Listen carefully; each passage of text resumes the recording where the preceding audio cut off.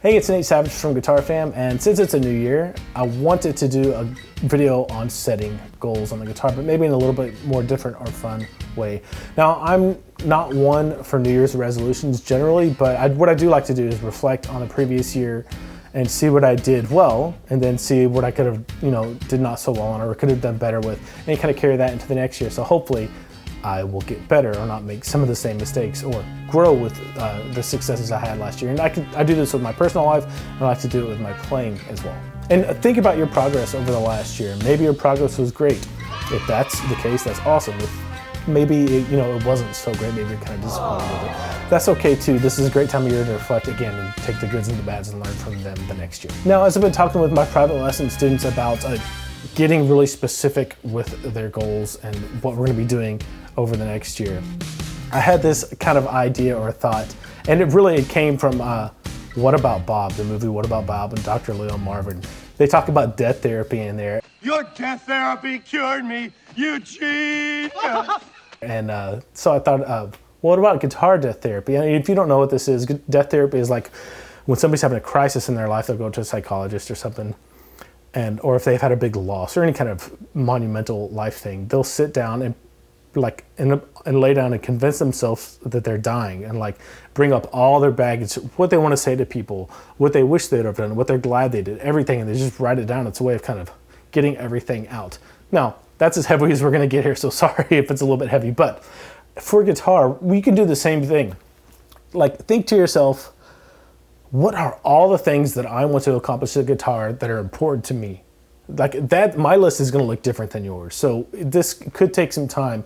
List everything that you think is important or that you want to learn on the guitar. And this can be techniques, styles, songs, specific solos, things like that. The important thing is you do a big brain dump and get everything out that's important to you on the guitar. Once you have all those things written out, what you have to do is order them in order of priority. So the most important thing to the least and most important thing to you. And this could be anything. It could be, I want to learn fingerstyle. I want to learn the solo from Sultans of Swing. I want to be a blues player. I want to learn the solo from Pride of Joy. So again, you have to make the list and then prioritize it as best you can. And then what you need to do, and this is the morbid part, just sit down and be like, okay, if I only had 1 month left to live, what would I want to practice and focus on the guitar? What's the most important thing to me? And that is what you're going to need to end up focusing on the guitar. Or at least it's one way to go about it. Because here's the thing, when you narrow your focus to 1, 2, or 3 things, it's a lot easier to concentrate your energy and see progress in those 1 or 2, maybe 3 little areas than it is to take this whole massive list that you've made and try to, hit everything every other day or something, where you're spread so thin that you're probably not going to be making much progress in any of those areas. And before you know it, the year is over and you're stuck being disappointed with your progress on the guitar for the year. Okay, it may take you a little time to do this, but it's really worth it. You'll get a much better idea of what you personally want to focus on the guitar.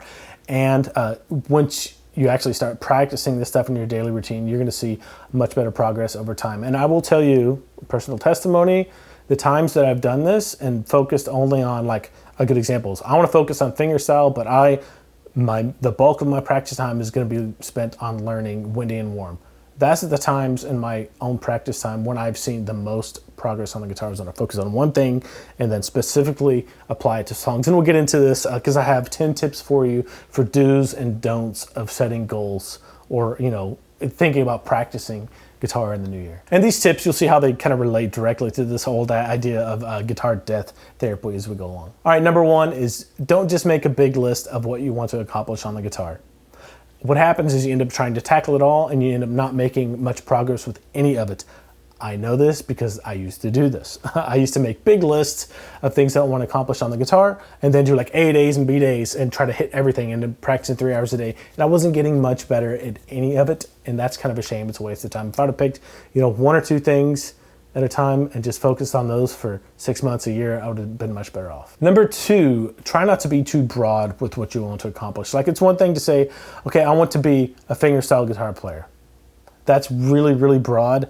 And what's going to end up happening is you're going to end up with another big list of things under just the category of fingerstyle guitar that you want to accomplish that just feels overwhelming, that you can't really, you don't really have enough time or energy to put into accomplishing, right? So instead of saying that, okay, yeah, I want to be a fingerstyle guitarist, but then pick a song that's within your reach that you want to practice.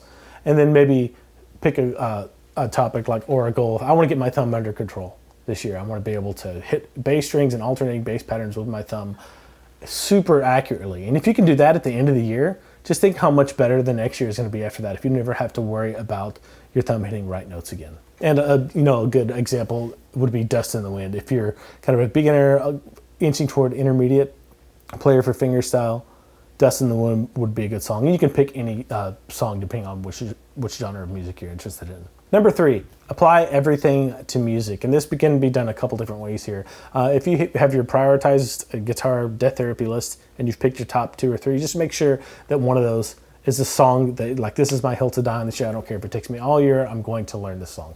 Another way to think about this is that if you pick a song like this, it could be just one song. That could be your one thing.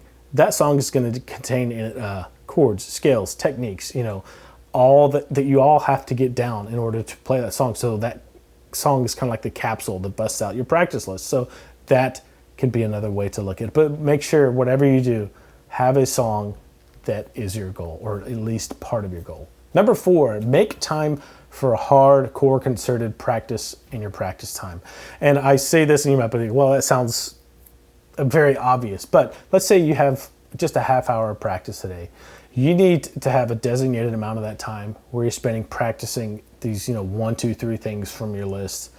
And then once you have that done, you can do other things. But if you're not working on that every day or every practice session, you're going to have a hard time making progress. So set aside some time, a specific percentage of your practice time to work on that type of stuff, that hardcore stuff that you are your kind of hill to die on goals. Next, number 5 is set aside time. This is kind of the other side of the coin. Set aside time for just having fun and playing guitar. If you're always just going to the woodshed and being super serious about guitar, you might get burnt out. Might not, depends upon your personality, but you need to set aside some time to just have fun and play guitar, because that's why we started this anyways, right? It's just have fun. Number 6, commit to your goals publicly. There are lots of ways you could do this, but I'm just going to give you the ways that the Guitar Fam site offers you to do this. Number 1, you can post your goals in the Guitar Fam forum. There's your personal progress journal thread, or just in the general discussion. You can post it anywhere you like there. Another thing that you could do is post them in the Guitar Fam community Facebook group, to just somewhere where like somebody else on the planet knows that you said, hey, I'm going to do this year, and you're going to feel a little bit more pressure to do it, and it's going to hold you accountable. Also, one thing that's really good to do, and we'll get into this a little bit later, but it's to submit videos of yourself playing the songs you committed to that you've chosen for goals. And we do student reviews of those every month at the end of the month, the last Thursday of every month, in the Guitar Fam live streams on YouTube. Number 7, do your best to be consistent with your practice. Even if you're only practicing 30 minutes a day, if you get that 15 minutes of really concerted practice, concentrated, and then 15 minutes of just fun, over time that will build up and you will see progress. It's better to do that than it is to practice for 1 hour just on Saturdays or something like that. Number 8, try not to measure your progress on the guitar in days or weeks. Building technique and skills on the guitar can take longer than most people would think. And when I'm really in the midst of some heavy practicing for things, I try not to measure my practice in weeks or days or weeks or even months. The shortest amount of time that I usually look back and kind of evaluate is 3 months, but 6 months or a year is a really good amount of time. Because if you're practicing fingerstyle, let's say, and you evaluate yourself over 2 weeks, you're probably not going to see the progress that you had in mind. But if you are very consistent with your practice and you evaluate yourself 6 months or a year later, you're going to notice quite a big difference if you are consistent with your practice and you've picked those goals and you're laser focused on them. Number 9, we already kind of alluded to this one, but it's video or record yourself. There's just something about seeing yourself played back on video and audio that's just horrifying. It's kind of like when you hear yourself talk on a recording or something, you're like, I sound like that. Same thing with guitar. You could think you have something down really well and it's just polished and great, but when you hear it back, you're like, oh my goodness, I really need to work on that. So it's a really good way to evaluate yourself, but it's also a good kind of line in the sand to, or like a marker that you can come back to when you feel like you're not making progress and think to yourself, I'm gonna go watch that video, or the first video I put out. Like, oh my goodness, I have made progress. It's really great. It's a really good way to keep kind of a digital journal of what you've been working on. And you can submit those videos for review in a monthly live streams too, so don't forget that. Number 10, be kind to yourself and use your successes and your mistakes to have a better 2024 moving forward. Remember that it's better to make progress on one or two very focused things than it is to have this whole list of stuff you're working on. You know, kind of peck away at it, bounce around here and there for a year and look back and think to yourself, man, I just didn't make any progress. It's better to have, like I had that example,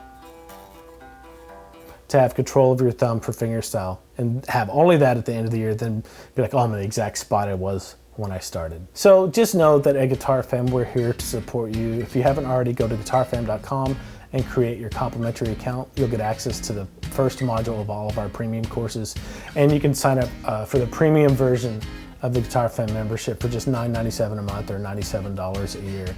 And it comes with a lot of stuff. You get access to all the premium courses. Like I said, we have the forum where you can post your progress and get reviews for videos. You can submit videos there and we'll review them.